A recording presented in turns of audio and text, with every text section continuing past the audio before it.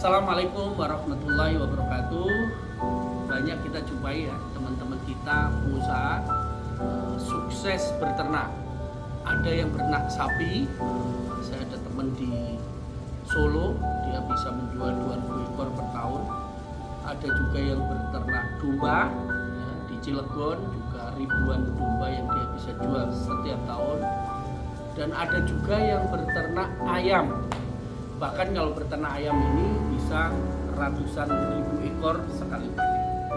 Nah, ada satu hal tentang beternak yang mungkin Bapak Ibu tidak ketahui, yang ini nilainya bisa miliaran dan bahkan tanpa modal.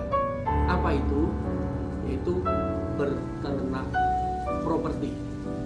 Dan alhamdulillah tahun 2011 saya pernah membaca buku yang berjudul Property Cash Machine, dan saya mulai mencoba menjalankan di 2011 itu sampai 2012 saya mencoba beternak 3 properti tanpa modal.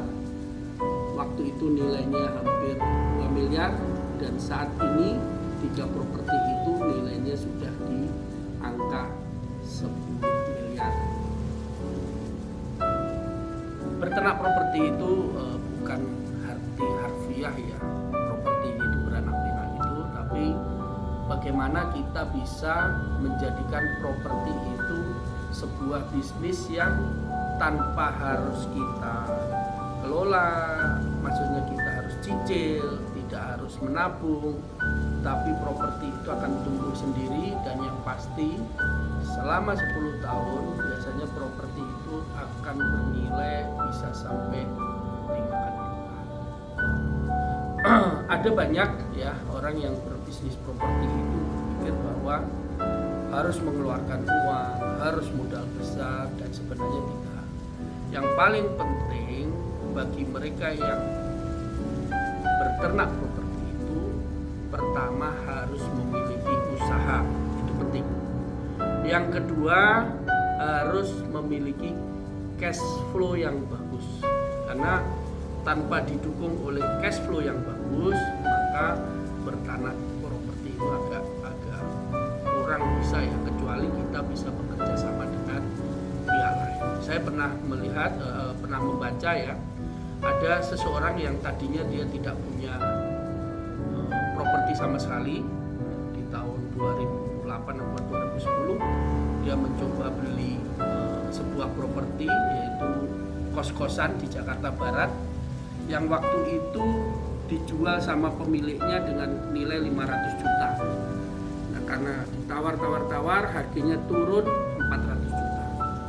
Nah, itu properti ada kontrakan 8 dengan pendapatan sekitar 7,5 juta setiap bulan di Jakarta Barat waktu itu ya. Nah, begitu si orang ini masukin ke bank dan KPR cair sebesar 500 juta ya, dikasihkan ke pemiliknya 400 juta buat administrasi 50 juta, dan dia masih bisa ngantongin 50 juta.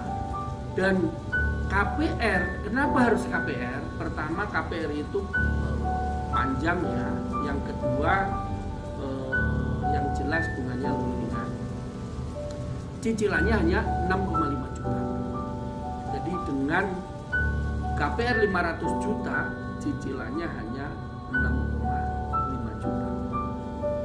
Sedangkan kos-kosan tadi mendapatkan 7,5 juta setiap bulan. Jadi si orang ini dia membeli properti tanpa mengeluarkan uang ya, dapat selisih dan cicilannya tercover oleh bulanannya, dan itu namanya beternak properti. Dan banyak yang bisa kita lakukan ya, bukan hanya melalui melalui kontrakan, tapi bisa juga dengan melalui bisnis waralaba atau franchise. Sebagai contoh, kita membeli properti untuk Alfamart Indomaret ya, Bahkan nanti Alfamart Indomaret yang kita akan dirikan ini tanpa mengeluarkan biaya sepersen pun, karena biayanya di cover oleh harga properti itu.